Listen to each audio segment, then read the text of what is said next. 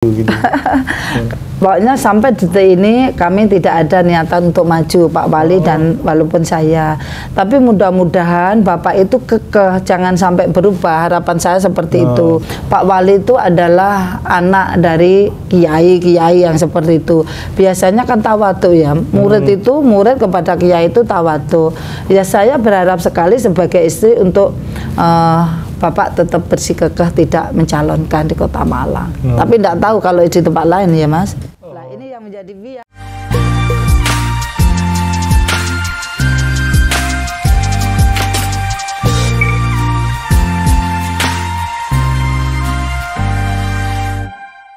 Assalamualaikum warahmatullahi wabarakatuh. Selamat datang di Tugu Inspirasi, membincang inspirasi dengan orang-orang hebat. Kali ini di samping saya ada Mbak Widayati Sutiaji. Beliau adalah istri Wali Kota Malang, Bapak Sutiaji, dan beliau juga Ketua Tim Penggerak PKK, Ketua Dekranasda, dan banyak jabatan lainnya.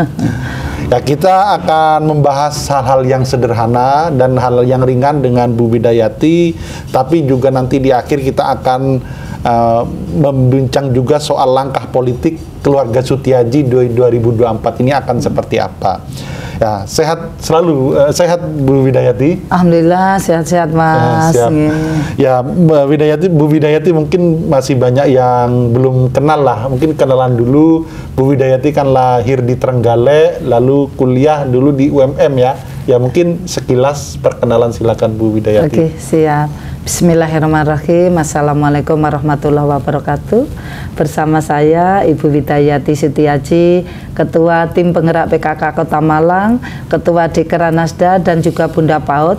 Ini adalah jabatan-jabatan ex officio, tapi masih ada lagi jabatan-jabatan lain sebetulnya. Jadi sekilas perkenalan dari saya ini orang desa, jadi lahir dari Trenggalek, terus mencari nafkah, mencari upo saya dulu itu di Kota Malang. Lah saya kuliah terakhir itu di UGM Mas, Universitas Gadjah Yana Malang. Oh UGM ya, sorry. UGM-nya Kota Malang. S2 saya ngambil di sana manajemen, tapi untuk S1-nya saya di UMM, kebanggaan saya, Universitas Muhammadiyah Malang. Saya mempunyai 4 orang anak. Siap. Saya kira itu dulu perkenalannya. Dulu mengawali karir dari honorer ya, atau seperti apa itu Bu? Sebelum ASN, lalu di 2021 resign ya karena fokus menemani Bapak menjadi wali kota. Itu gimana Bu ceritanya menjadi ASN itu Bu, sekilas Bu? Jadi gini, karena saya itu sebetulnya pada waktu masih di SMA saya ditinggal sedo oleh bapak saya, maka begitu lulus saya kasihan kepada ibu saya maunya tidak melanjutkan kuliah Mas, tetapi ternyata ibu saya itu berhati mulia, nangis, katanya menyampaikan ke saya, ya opo lah anakku ora kuliah, engko lek bis menikah biasanya mertua itu kan melihat juga latar belakang dan sebagainya. Itu yang menjadi benak ibu saya pada waktu itu. Maka karena ibu menghendaki saya kuliah, tapi saya tetap tidak mau kuliah. Saya mengambil kursus Bon A, Bon B, kursus menjahit. Itu saya lakukan selama 1 tahun setelah saya lulus SMA. Ternyata ibu saya tidak puas dengan saya melakukan itu, tetap minta kuliah. Kok ndelala di Kota Malang dulu itu ada ini pemekaran wilayah Kecamatan Lokwaru. Saya dengar itu, akhirnya saya datang ke Malang ikut mendaftar menjadi tenaga sukwan. Tenaga sukarelawan. Alhamdulillah saya diterima menjadi sukwan di Kecamatan Lokwaru. Zaman dulu tidak ada bayarannya Mas, sukwan itu. Ada sedikit atau gimana Bu? Atau sama sekali nggak ada sukwan itu? Tidak ada sama sekali, tidak ada sama sekali. Kita itu mendapatkan dari belas kasihan dari pimpinan kita gitu. Tetapi karena pengennya ibu saya itu punya ada status misalnya seperti itu, maka ya saya harus menjadi sukwan itu. Lama Mas, sampai 10 tahun saya sukwan itu. Sehingga sampai saya berkeluarga punya anak saya masih tetap sukwan. Tetapi alhamdulillah saya getol karena itu cita-cita saya kepengen menjadi ASN di Kota Malang. Padahal kalau background dari bapak saya guru, kakak saya guru, rata-rata keluarga kami itu guru. Bahkan Pak Le saya, adiknya Bapak itu dulu kepala dinas Pedanka di Kota Malang dulu itu Mas. Tapi kenapa saya tidak tertarik di guru, saya kepengennya itu ASN. Alhamdulillah di 10 tahun mengabdi, saya di tahun 98 itu diangkat alhamdulillah golongan 3 karena dari sarjana. Begitu ceritanya. Oke Bu, kita melompat 5 tahun belakang ini kan mendampingi Wali Kota Sutiaji sebagai Wali Kota Malang. Nah, ini terakhir kan September ini Bu ya? September. Jadi, tanggal 24. Tanggal 24 September ya. Jadi sudah 5 tahun, sudah sangat panjang lah. Apa suka duka mendampingi Wali Kota ini selama 5 tahun Bu? Mungkin bisa diceritakan Bu. Ya. Pastilah mah, pasti ada suka, pasti ada suka. Tapi kembali lagi, karena sebenarnya ini adalah amanah dari Allah Subhanahu Wa Taala. Maka kami menjalaninya adalah bergerak seperti air. Lah, duka itu saya kira bisa kita kemas menjadi kekuatan bagi kita, bagi keluarga kita. Tentu bagaimana kami mendampingi seorang wali kota. Jadi ya kita harus duka itu tidak kita rasakan menjadi duka, tetapi bagaimana kita mendampingi untuk Bapak itu bisa memberikan prestasi, memberikan pelayanan yang baik kepada masyarakat Kota Malang. Jadi dukanya dikit aja. Aku tidak cerita duka, tapi bahagianya saja ya Mas yang saya ceritakan ya. Okay. Bahagianya itu ketika apa Bu? Ketika mungkin kalau dihujat kan sering juga ya karena Nabi aja dihujat. Nah, apa itu kalau yang membanggakan itu ketika apa Bu? Ketika mendampingi wali kota ini Bu? Tentu yang membanggakan pertama adalah walaupun Bapak itu menjadi wali kota, kembali lagi ke rumah, Bapak itu ya seorang bapak, figur bapak yang selalu membuat kita itu bisa bersama-sama ketika ada waktu walaupun tidak banyak kita ngobrol bersama Mas, kita lakukan di meja makan, dilanjut di ruang keluarga. Biasanya Bapak itu tanya kepada kita pekerjaannya Mama tadi seperti apa, kan pasti saya mesti pamit dulu, Pak aku menjalankan ini, ada jadwal ini, kunjungan ke warga dan lain sebagainya. Tapi endingnya apa yang dilakukan Mama biasanya itu ditanyakan. Terus anak-anak juga gitu, anak-anak kan sudah pada kerja, di bagaimana situasi di pekerjaan itu selalu ditanyakan sama Bapak. Insya Allah Bapak terus membawa kita dan juga tidak hanya bertanya, biasanya Bapak juga memberikan solusinya seperti itu. Gitu, siap. Jadi komunikasi itu biasanya ketika malam atau kalau pagi gitu gimana Bu? Kalau pagi saya tuh sudah ribet sendiri, jadi kami itu jarang melakukan komunikasi yang intens, yang baik di pagi hari.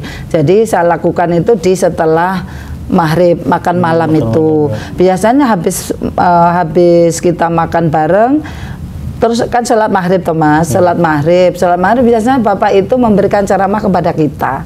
Lah di sela-sela itu menunggu Isya itulah terjadi komunikasi. Kalau enggak gitu kadang dari meja makan di ruang tengah tergantung waktunya.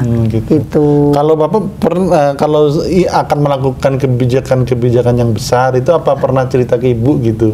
Selalu. Itu gimana Bu? Ya, Bapak itu insya Allah saya itu sebagai istri diposisikan menjadi pendamping yang bisa diajak ngomong, bisa minimal itu bisa menjadi pendengar setia. Maka insya Allah Bapak itu selalu cerita, apalagi kalau sudah malam, Bapak kontur malam, itu biasanya banyak cerita. Tetapi dari aku sendiri, kalau Bapak cerita, aku menjadi pendengar setia yang baik atau bisa memberikan solusi, tetapi tidak boleh mempengaruhi bahwa itu kebijakan Bapak. Saya hanya sekedar memberikan masukan. Jangan sampai saya mempengaruhi kebijakan-kebijakan Bapak. Karena saya tahu Bapak sudah mempunyai tim, mempunyai UPD-UPD yang luar biasa. Oh, gitu. Contohnya apa Bu yang diceritakan tuh? Misal ada nggak Bu percontohan gitu? Misal ingin membangun jembatan Kedung Kandang atau apalah, ada nggak contohnya gitu Bu? Ini yang sekarang viral aja ya seperti kayu tangan. Kayu tangan itu sebetulnya kan pembangunan ide sudah ada di kita, maka dilakukanlah terobosan sehingga pembangunan yang pertama itu dibangun oleh pusat Mas, bukan dari APBD Kota Malang. Nah, dari sana karena mau dibangun apa yang kita suguhkan di sana, akhirnya saya matur ke Bapak harus ada ikon. nyontoh seperti di Jogja Pak untuk lampu-lampunya, tapi kita punya gaya tersendiri karena Bapak selalu bilang tidak apa-apa kita mencontoh tapi dikembalikan dengan kearifan lokal kita. Saya berpikirnya adalah ketika orang-orang itu selfie di sana tidak perlu ditulisi kayu tangan Kota Malang, insya Allah itu sudah mencermat, oh kalau seperti itu ikonnya Kota Malang, sudah tahu kalau itu di Kota Malang seperti itu. Nah, gitu. Jadi ada peran Bu Wali juga ya terkait viralnya kayu tangan, dan sekarang alhamdulillah itu menjadi magnet tersendiri Bu ya bagi wisata Malang Raya. Kalau nggak ke kayu tangan kayaknya kurang lengkap. Kalau menurut salah Mas, tidak Malang Raya, itu sudah nasional. Terbukti begini, ketika saya apeksi ketemu istri-istri wali kota itu yang ditanyakan tuh kayu tangan. Begitu juga ketika Bapak ketemu, kalau apeksi memang hanya wali kota ya ketemunya, kita asosiasi pemerintah kota. Bapak itu juga seperti itu. Maka di Kota Malang insya Allah banyak sekali yang berkunjung. Jadi studi tiru, nanti kongkonya di kayu tangan. Alhamdulillah. Itu sehari ribuan Bu ya, berapa Bu? Kalau pernah ada survei nggak Bu di kayu tangan itu tiap hari ada berapa orang Bu? Gini, di sana itu kan ada Pak Darwis yang selalu menyampaikan kepada kita. Kita memang harus tahu perkembangan di kayu tangan seperti apa. Di Terake disampaikan masyarakat yang sudah masuk ke dalam kampung, bukan di luar ya. Saya tidak cerita di luar, pasti semua sudah tahu kalau sampai macet yang seperti itu. Yang masuk ke kampung-kampung minimal tiap hari itu ada 500 orang berkunjung. Dan itu kan diuangkan untuk kesejahteraan masyarakat di sana. Kalau dikalikan sudah 20.000 ya kalau tidak salah, masuk itu kali 500 kan sudah bisa. Lumayan ya. Dan saya ke dalam juga banyak juga yang bikin kafe. Jadi perekonomian tumbuh di situ Bu ya. Ada dari kebijakan itu. Ya ini Bu Wali, salah satu kemarin saya baca di media saya tugumalang.id itu kan di sini juga dibuka untuk masyarakat ketika hari Minggu. Nah itu kenapa ada kebijakan seperti itu Pak? Bu? Itu lucu sebetulnya Mas. Dulu itu teman-teman kita yang datang ke sini itu kalau masuk ke dalam itu kan takut awal mula. Karena memang biasanya yang dulu-dulu tidak dibuka untuk umum, barangkali seperti itu. Lah ada tamu kita itu yang foto di ini keset, apa bahasa Indonesia keset itu? Keset ya. Keset lah, pokoknya keset itu kan ada welcome to rumah jabatan wali kota yang sebenarnya ternyata itu aja bisa dipakai selfie, dipakai foto. Dari sana saya itu matur ke Bapak, gimana kalau rumah ini kan rumah dari rakyat ya, rumah rakyat, kalau bisa kita buka untuk umum itu bagus loh Jin. Akhirnya Bapak ACC, maka ini kita benahi Mas, rumah kita benahi, kita minta dianggarkan untuk pembenahan rumah ini. Lah ini saya desain sendiri, semuanya saya desain sendiri, termasuk taman-taman itu untuk lebih bisa menyatu, saya desain sendiri, seperti itulah tampilannya. Terus ternyata saya matur ke Bapak itu, kalau bisa dibuka untuk umum tapi harus ada sesuatu yang disukai di sini, jangan hanya rumah saja. Akhirnya saya bersama komunitas, karena Bapak sudah ACC, saya punya komunitas, gimana kalau kita yang tampil dulu. Awal mula saya, Bu Ida Ayu, pejabatnya yang seperti itu saya ajak, dan Bu Vivi, Direktur Matos itu saya ajak. Saya punya kumpulan namanya MTC, kita ajak aja kita MTC, Pak Yusron. Akhirnya kita tampil bareng di sini, loh ternyata antusias masyarakat. Akhirnya kita tambah lagi, nanti harus ada pelayanan kesehatan di sini. Akhirnya kita kolaborasi Mas, ini sudah beberapa kali kolaborasi dengan OPD yang ada di Kota Malang, misalkan Dinas Kesehatan, di situ ada pelayanan konsultasi kesehatan, ada cek kesehatan, asam urat, gula dan kolesterol gratis kepada masyarakat, dan juga vaksin COVID-19 kita lakukan. Banyak yang belum vaksin ternyata kita lakukan di sebelah sini. Sebelum ada pelayanan saya juga mendatangkan UMKM Mas untuk kita gratiskan kepada masyarakat. Misalkan ada telur gulung, ada kerpes, itu gantian. Jadi intinya kan penguatan UMKM ya. Jadi karena saya di Kranasda, penguatan UMKM itu terus ada di benak saya. Jadi mereka kita undang untuk digratiskan kepada masyarakat. Sesuatu banget bagi saya dengan Pak Wali ketika melihat tidak ada beda antara pejabatnya dengan masyarakat umum antri ngambil kue jajanan tradisi, jajanan kecil-kecil itu tadi. Ya, itu udah berapa kali Bu dibuka ini Bu? Sudah ada 3 bulan, sudah berkali-kali ya Mas. Siap. Tetapi yang menyenangkan itu OPD itu luar biasa, seperti pelayanan perizinan, disko pindak itu hakinya, pemeriksaan hewan. Jadi kerjasama dengan dokter hewan, dokter umum, dokter gigi itu kita lakukan kerjasama seperti itu. Perbankan ya, terus selalu ada pasar murah Mas di sini. Kita kan punya aneka tugu aneka usaha ya, BPR tugu aneka usaha. Di situ kan ada barang-barang murah, maka itu selalu kita gandeng untuk jualan murah di sini. Dan alhamdulillah itu yang menjadi favorit, selalu ramai itu di setanya tugu aneka usaha itu. Oke, luar biasa Bu ya. Dan ini menjadi sejarah ya, karena sebelumnya wali kota sebelumnya belum pernah ya. Pernah. Dan semoga nanti akan dilanjutkan oleh penerusnya. Insya Allah mudah-mudahan. Tapi gini Mas, rumah kita itu kita desain supaya mereka bisa selfie bebas. Maka di depan itu kita belikan singa dari kayu. Karena ikon Kota Malang kan singa Mas. Jadi rumah dinas harus ada singa. Bapak manut, Pak ini kita harus beli singa, itu manut. Alhamdulillah singa sudah ada di sana. Dan satu lagi, mobil N1 itu kita bebaskan kepada masyarakat Kota Malang tentunya yang mau menikah gratis. N1. Sudah ada yang pakai itu banyak? Oh sudah banyak, sudah ngantri Mas. N1 itu ada N1K ya, nikah. Belakangnya tulisannya Jasmarit yang seperti itu. Alhamdulillah masyarakat mudah-mudahan dengan niatan baik kita itu menjadi bangga dengan Kota Malang tentunya. Siap. Kalau prestasinya Pak Sutiaji mungkin kan banyak ya, seperti jembatan ke Telogomas, Kedung Kandang, terus MCC dan banyak lah. Kemarin kita bahas pasar ya. Nah, kalau di PKK dan Bunda PAUD, apa Bu yang prestasi dalam 5 tahun belakang yang sangat berkesan bagi Bu Wali gitu? Yang sangat berkesan, jangan PKK dulu, barangkali Bunda PAUD, karena baru kemarin saya kumpulkan sejumlah 2.266 Bunda PAUD, guru PAUD di MCC. Maka saya cerita dari sana dulu. Jadi gini Mas, pada waktu 2018 kami terpilih, belum dilantik, itu sudah ada keluh kesah dari teman-teman guru PAUD yang datang ke kita, ke rumah kita, ke Tunggul Wulung sana, cerita gini, kalau ternyata kesimpulannya adalah sudah 2 tahun ini guru PAUD di Kota Malang tidak mendapatkan insentif. Terus saya pelajari kenapa tidak mendapatkan insentif. Ternyata memang mereka itu belum ada wadahnya, belum terpayungi.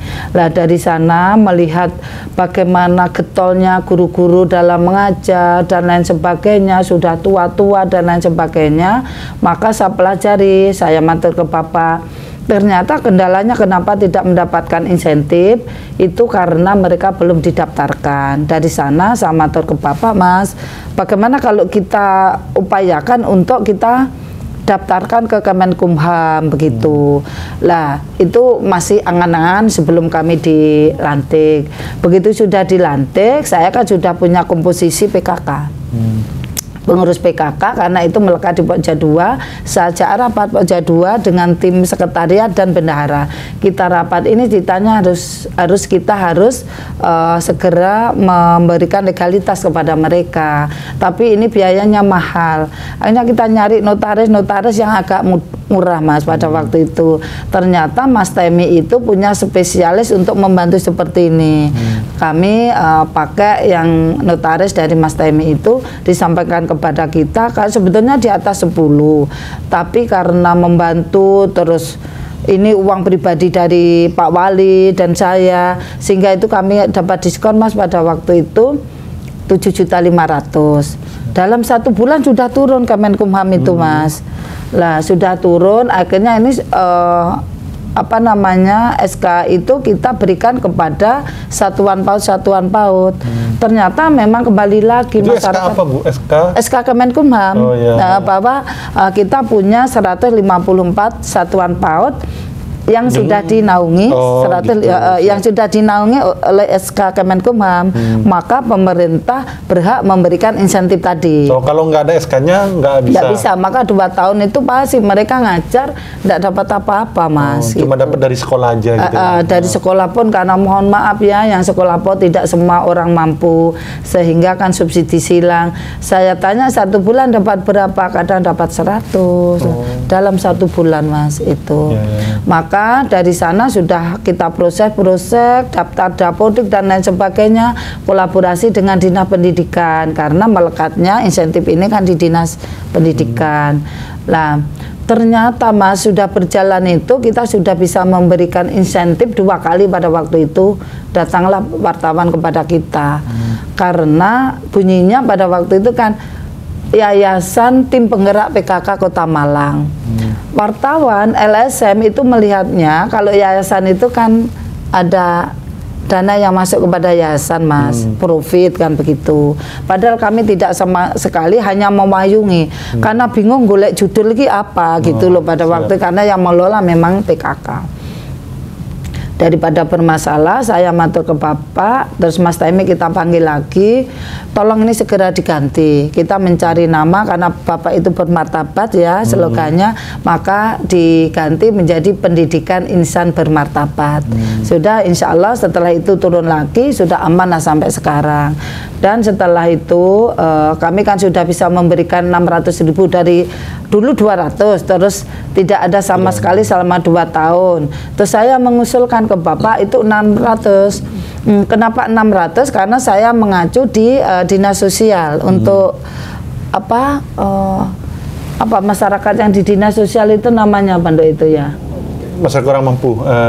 Yang mendata itu, itu kan ada melekat di Dinas Sosial. PKH. PKH ya.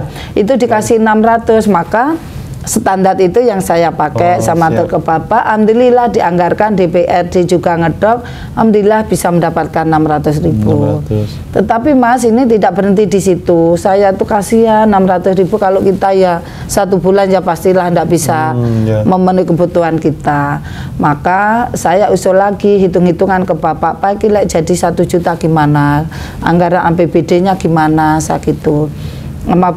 Sama Bapak sama saya di komputer hitung-hitungan APBD, Mas. Ternyata masih cukup, itu kurang lebih membutuhkan berapa miliar ya, 12 miliar apa begitu, karena kan kali 2.266 guru. Nah, itu pada waktu itu Bapak sudah ACC minta Dinas Pendidikan untuk segera memprogramkan. Lah, sudah ACC sebetulnya, tinggal proses hearing itu sudah dilaksanakan sepertinya pada waktu itu. Kok ndelala di tahun 2020 itu ada COVID-19. Karena Bapak untuk penanganan COVID kan menjadi faktor utama, sehingga uang yang untuk honor dilarikan dulu ke refocusing ke penanganan COVID-19 begitu, Mas. Lalu ada lagi kapan, Bu? Sekarang katanya 1 juta, Bu, ya? Itu gimana? Mulai ada lagi kapan? Ya. Mulai? Dan ini gini, Mas, sebetulnya beberapa hari yang lalu saya mengingatkan Bapak Cin, kita ini kan sudah mau selesai. Bagaimana kalau untuk guru-guru PAUD itu digulkan dulu, kasihanlah nanti begitu. Alhamdulillah Bapak langsung gercep manggil Pak Suwarjana, kumpulkan guru-guru PAUD. Akhirnya kemarin baru kemarin saja dikumpulkan di Islamic Center. Alhamdulillah semuanya hadir, dapat pencerahan dari Bapak, karena Bapak itu Ustadz pasti ada pencerahan, bahkan menjadi guru yang baik dan lain sebagainya.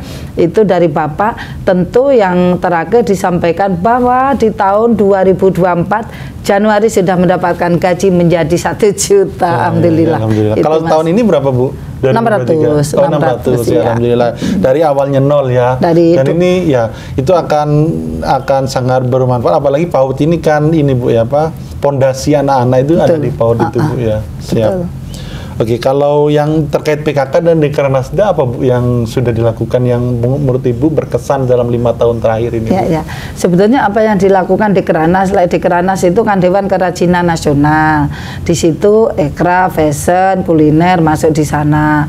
PKK sebetulnya menjalankan itu dari 10 program pokok PKK. Sebetulnya tidak menjadikan kita menjadi sulit karena sebetulnya hampir sama yang ditangani, sehingga dalam saya menjalankan amanah sebagai Ketua Tim Penggerak PKK Kota Malang, menjadi kekuatan saya itu yang pertama adalah teamwork saya, Mas. Untuk mendapatkan prestasi saya harus mempunyai teamwork yang baik. Maka saya pada waktu itu memilih komposisi dari susunan pengurus itu ada dari sekretaris Bapenda, ada dari perpustakaan, orang-orang yang bisa menerjemahkan kalau kita membuat anggaran seperti apa. Karena saya ASN, tertumpunya kita adalah kalau kita berkegiatan kita harus memprogramkan dulu. Dengan cara apa? Kita membuat DPA di tahun sebelum berjalan, di tahun berjalan kita tinggal pelaksanaan. Untuk bisa berjalan dengan baik maka komponen saya yang saya kuatkan. Dan alhamdulillah, Mas, dengan cara itu ternyata sekarang PKK dikit-dikit ngomongnya DPA, bagaimana penganggaran dan lain sebagainya sangat pintar sekali. Dulunya mohon maaf, selalu membuat ketika membuat kegiatan mengusulkan ke saya itu proposal yang disampaikan. Ini tidak perlu buang-buang tenaga karena sebetulnya kita sudah memprogramkan. Saya ajari sendiri, Mas, pada waktu itu. Sekarang Pokja kita ada sekretaris, ada bendara, Pokja 1, 2, 3, dan 4. Kalau sebelum tahun berjalan laporan DPA sudah membuat draft yang untuk DPA itu dilaporkan kepada saya. Kita korelasikan, sekalian korelasi dengan Dekranasda seperti itu. Jadi yang paling berkesan adalah saya mempunyai teamwork yang luar biasa. Terima kasih kepada tim penggerak PKK Kota Malang dan tentunya Bu Camat, Bu Lurah. Bu Lurah, Bu Camat itu tim penggerak PKK tingkat kecamatan dan kelurahan ini juga luar biasa sekali. Yang kedua, saya membawa mereka untuk lebih disiplin, Mas. Jadi kalau dulu itu kan kita selalu Indonesia pakai jam karet, molor. Tapi saya orangnya disiplin, didikan saya dari ibu saya. Maka tim penggerak PKK harus disiplin. Kalau rapat jam 8, kadang jam 9 baru dimulai karena mereka tidak disiplin. Saya sudah berkali-kali menyampaikan kalau Bu Lurah, Bu Camat insya Allah molor tidak lama-lama karena pastilah takut dampak kepada suami tentu ya kalau saya lapor Pak Wali kan seperti itu. Dari sana, Mas, saya punya kebijakan pada waktu spontanitas. Tolong kita sudah molor seperempat jam, pintu ditutup, biarkan yang terlambat suruh pulang saja. Saya langsung kecangi seperti itu. Ternyata betul itu masih banyak yang terlambat daripada mengganggu mereka yang sudah duduk rapi menunggu pencerahan. Ternyata yang lain baru geruduk-geruduk kan terganggu. Silahkan pulang saja, itu mengganggu saya gitu. Ternyata setelah itu satu kali saja saya lakukan, dampaknya sekarang semua disiplin. Ini Bu Wali loh, ini Bu Wali kudu tepat waktu. Sampai Ibu Ketua dan Mawanta menyampaikan, tolong kalau mewakilkan mengikuti kegiatan saya, tolong ini Bu Wali sendiri yang menghandle. Jadi Bu Sekda ya, Ketua dan Bu Sekda ya. Tolong sampai ditulis, jangan sampai telat, jangan sampai telat. Dan alhasil ternyata sebelum jam 8 orang-orang itu sudah pada datang. Itu. Yang membahayakan lagi ternyata dampak ini itu dampaknya itu kepada OPD juga. Bapak menyampaikan saya hanya dengar dari Bapak, tapi ada beberapa OPD. Ternyata Bapak pun juga melakukan disiplin yang ketat sehingga di OPD tidak ada yang molor-molor seperti itu. Siap Bu Wali, ini tadi kan yang enak-enak aja, kita coba yang ke gak enak kayak kan banyak seringkali viral dan banyak hujatan netizen. Nah itu gimana Bu? Apa sempat down atau gimana kalau cara menyikapi hujatan itu Bu? Itu seperti apa Bu? Ya, pasti Mas, namanya suami dihujat ya kami sangat merasakan dampaknya itu ya pasti down, tetapi risiko karena suami mendapatkan amanah, saya sebagai istri ya bagaimana Bapak itu melihat kita tegar-tegar saja. Saya sama anak-anak, karena kebetulan anak-anak saya sudah besar, biasanya saya kompromi. Kalau Bapak datang kita yang senang-senang, jangan tunjukkan kalau kita sebetulnya tahu masalah itu, ataupun tahu ya kita tidak terlalu berdampak, caranya begitu. Maka ketika Bapak datang, yang kita lakukan adalah bersenang-senang dulu, tetap ngomong-ngomong yang gembira, karena Bapak itu kalau yang jelek-jelek banyak disembunyikan kepada kita. Tetapi media sosial kan tidak bisa membohongi kita. Kita bisa baca dari koran, dari HP kita, jadi kita tahu. Nah, jadi kita lakukan seperti biasanya. Kalau datang Bapak menyapa kita, karena Bapak datangnya itu sore-sore, Mas, kadang malam, kadang kita itu tidak kebagian Bapak. Tetapi saya tidak pernah menanyakan, Pak ini kok rame di luar, ada hujatannya, seperti itu, tidak.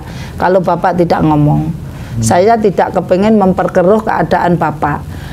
Yang saya berusaha lakukan adalah bagaimana saya menjadi pendamping Bapak, saya sebagai teman curhatnya yang bisa meneduhkan. Seperti begini, Mas, ada pepatah itu kan ini, jadilah perisai yang kuat dikala ada kesusahan, dikala ada kesulitan, dan jadilah matahari yang bisa menerangi. Itu yang selalu saya berikan kepada Bapak selama menjalankan amanah ini. Siap. Sehingga hujatan itu ya pasti menyakitkan, tetapi ketika melihat Bapak tidak terlalu sakit, itu menjadi sesuatu banget, Mas. Contoh begini, kalau kita melihat Bapak dihujat, ternyata begitu masuk kamar, Bapak itu ya cita-cita sebentar, HP itu saya ambil, biasanya kalau masih HP-HPan, kalau udah malam saya ambil, saya taruh di meja, mungkin saya cas. Bapak itu sudah bisa tidur duluan, Mas, saya belum tidur.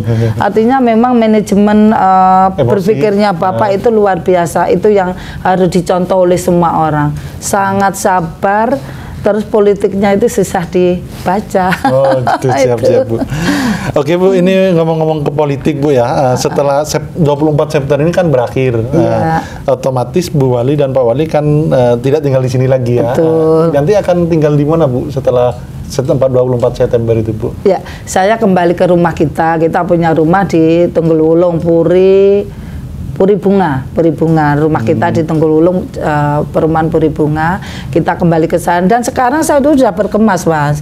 Saya sudah mulai boyongi barang-barang saya. Agustus harus sudah clear di sini. Setelah Agustus akhir, barangkali di September ya sana sini gitu. Tapi memang sebelumnya kami tidak terus berdiam di Jalan Ijen 2. Kami tetap, rumah kita itu harus tetap kita suburkan, ya kita sering-sering ke sana, teman-teman kita boyongin ke sana, masak bareng di sana ketika Bapak ada waktu tentunya. Gitu, begitu. Ya. Sama ini, Bu, ya, katanya yang setiap bulan pasti ada waktu sekali untuk pulang ke Trenggalek karena masih ada ibu. Itu gimana gitu, Bu? Iya, jadi Bapak ini luar biasa. Jadi orang tuanya Bapak itu, Mas Torik, sudah sedo semua. Bapak saya sudah sedo, tinggal ibu saya. Karena Bapak melihat ibu saya itu wanita tangguh, membesarkan keempat anaknya dengan bertani, dengan berdagang, sampai usia 80, sekarang ibu saya itu masih ke sawah, Mas. Itu. Maka Bapak melihat kita itu harus sangat berterima kasih kepada ibu saya. Katanya Bapak, terima kasih ke ibu saya seperti terima kasih kepada orang tuanya sendiri. Insya Allah pahala-pahala terima kasih itu akan diterima oleh orang tua kita, seperti itu. Maka Bapak selalu menyempatkan minimal maksimal 1 bulan kita itu harus pulang ngendang ibu ke Trenggalek. Tinggal berdua, Mas, di sana itu. Minta doa dan lain sebagainya. Iya, selalu itu makan bareng, nyenengkan ibu, diajak keliling gitu aja. Siap. Nah, terus langkah politik ini, Bu, di 2024 ini seperti apa, Bu? Ini Pak Wali ini maju lagi atau tidak? Kan kata orang itu kan nggak mungkin pejabat itu cuma sekali, karena kekuasaan itu enak gitu loh, Bu, sehingga orang pengen lagi-lagi. Nah, kalau Pak Wali dan langkah politik keluarga Sutiaji ini gimana di 2024, Bu? Ya, jadi saya cerita dulu. Kalau Pak Sutiaji sebetulnya banyak dukungan untuk maju lagi di tahun 2004, Mas. Ya kiai, ya dari perguruan tinggi, belum ya Bapak itu kan orang pergerakan lah, pasti banyak temannya. Sehingga dukungan itu luar biasa untuk kita bisa menyalonkan lagi. Tetapi kembali lagi ke rumah. Saya sebagai istri mengajak Bapak, sudah cukup 1 periode. Kenapa? Karena harus ada regenerasi. Insya Allah ndak usah ditanya-tanyakan lagi di 2004. Pak Wali tidak akan maju, DPR pun tidak akan maju. Tetapi gini Mas, ada yang banyak bertanya, kalau Pak Wali tidak maju, Ibu ya tidak maju. Sama sekali saya tidak berminat di sana. Bahkan saya sebagai ASN dan alhamdulillah saya sudah punya jabatan, sama Bapak disuruh resign tahun 2021 saya lakukan resign. Sehingga tidak mungkin lah kalau saya yang maju. Gitu. Kan mungkin Bu, enak. Nah, jadi kan udah nggak jadi ASN, sekarang jadi wali kota kan bisa saja Ibu yang maju gitu. Nah kan nanti kasihan Bapak aja nggak boleh maju, masa saya yang maju, nanti Bapak gantian saya tinggali, tidak mau seperti itu. Nah itu apa Bu kegiatannya nantinya kalau misal nggak maju? Apa kegiatannya? Ya, jadi kalau Bapak itu backgroundnya itu Ustadz Mas, jadi insya Allah Bapak itu terus bermanfaat untuk masyarakat. Insya Allah nanti kembali ke Ustadz. Walaupun di wali kota Bapak itu masih sering diminta oleh masyarakat untuk memberikan pencerahan ya, ceramah. Dan bahkan Bapak itu keliling Mas, sebelum subuh Bapak itu kan pasti keliling ke masjid-masjid untuk kuliah subuh gitu. Bu, ini kan kalau mau nggak maju, maksudnya terah Sutiaji, keluarga Sutiaji nggak ada yang berpolitik, itu kan mungkin masyarakat banyak yang nggak percaya Bu ya. Itu kan bisa saja nanti berubah, mungkin dengan alasan diminta masyarakat untuk maju. Itu gimana Bu? Apa ada kemungkinan untuk berubah itu Bu? Nah, sekarang nggak maju, mungkin 2024 ketika waktu hari H tetap maju gitu. Pokoknya sampai detik ini kami tidak ada niatan untuk maju Pak Wali dan walaupun saya. Tapi mudah-mudahan Bapak itu kekeh, jangan sampai berubah, harapan saya seperti itu. Tapi karena gini ya Mas, ini menjadi bias ya kalau cerita itu, saya takut nanti masyarakat membiaskan ini. Pak Wali itu adalah anak dari kiai-kiai yang seperti itu. Biasanya kan tawadu ya, murid kepada kiai itu tawadu. Ya saya berharap sekali sebagai istri untuk Bapak tetap bersikukuh tidak mencalonkan di Kota Malang. Tapi tidak tahu kalau di tempat lain ya Mas. Nah ini yang menjadi bias, mohon maaf. Di tempat lain gimana Mas? Guyonan, enggak, ini guyonan saja. Kalau DPR RI juga sudah nggak daftar Bu ya? Tidak. Nah kan nanti ya mungkin usaha gitu ya sama jadi ustadz gitu ya. Insya Allah Bapak itu sudah ya ada rintisan, karena sebetulnya saya juga desain baju-baju kayak gini Mas, desain baju-baju kayak gini, insya Allah kami juga sudah punya pelanggan. Jadi ketika kita sudah selesai, walaupun saya itu pensiunan, masih bisa berdaya. Saya selalu mengajak anggota PKK saya, kader-kader saya, perempuan itu harus tangguh kesehatannya, tangguh ekonominya, tentunya tangguh ekonomi, tangguh kesehatan, tangguh sosialnya. Itu supaya bisa tangguh ke sana, apa yang kita lakukan? Ya kita harus selalu kreatif. Kita berani gambling, berani mencoba, maka insya Allah dunia akan ada dalam genggaman. Insya Allah Allah akan memudahkan niat baik kita. Itu aja. Nah, kalau anak nggak ada yang ditujukan ke politik Bu ya? Nggak ada, anak biar bekerja itu. Tapi alhamdulillah anak saya yang barep itu Mas masuk di PDAM di Kota Malang. Itu pun insya Allah tidak ada campur tangan kita. Dia daftar-daftar. Pada waktu itu dua ya, ada BTN sama PDAM, dua-duanya dipanggil sama Bapak istikharah. Ternyata yang diambil dia PDAM. Tetapi selain itu memang nurun ke saya, suka dagang, suka usaha. Anak saya itu buka kecantikan dulu MUA, ya MUA. Alhamdulillah dari MUA itu banyak mahasiswa yang ketika wisuda bersama orang tuanya itu pakai jasa anak saya.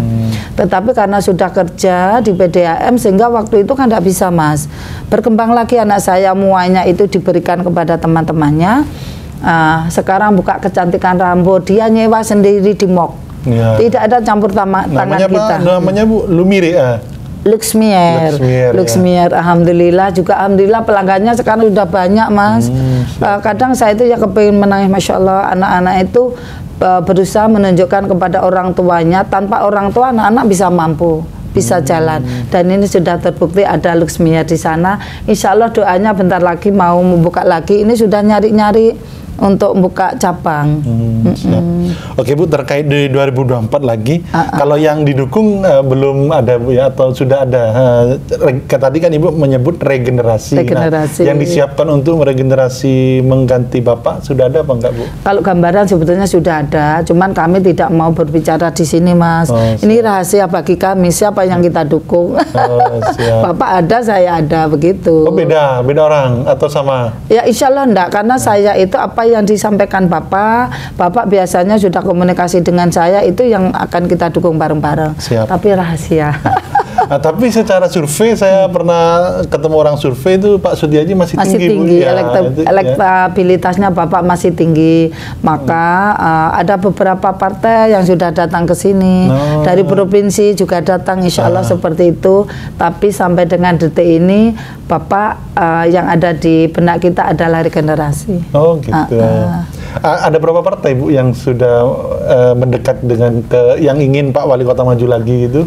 Barangkali itu lebih baik tanyanya ke Pak Wali saja ya, takut salah menyampaikan saya. Oke, siap Bu. Oke Bu, ini terakhir, sesi terakhir. Bu, ini kan pembaca kita, pendengar kita banyak yang milenial, orang yang baru lulus kuliah, orang yang ingin sukses. Nah ini apa Bu, mungkin 3 hal agar orang bisa sukses gitu, atau perempuan bisa sukses seperti Ibu Widayati. Ya. Berarti kalau perempuan dari saya sendiri, yang pertama kita itu harus tawaduk kepada orang tua kita, itu ajarannya Pak Wali. Utamakan kita kepada orang tua, jangan pernah menyakiti orang tua kita. Itu yang pertama. Yang kedua, sandarkan hidup kita kepada Allah Subhanahu wa Ta'ala. Caranya seperti apa? Dalam menjalani hidup kita harus mengalir seperti air. Yang ketiga ya tentu kita harus kreatif, inovatif. Itu yang harus kita lakukan. Belajarlah seperti yang di dalam Al-Quran ada, belajar sampai ke negeri Cina. Itu sangat luar biasa. Saya kira saya sampai dengan sekarang tetap belajar. Belajar itu tidak harus kita ke pendidikan formal, tapi kita bisa lakukan. Sekarang googling aja sudah banyak yang bisa kita pelajari di sana.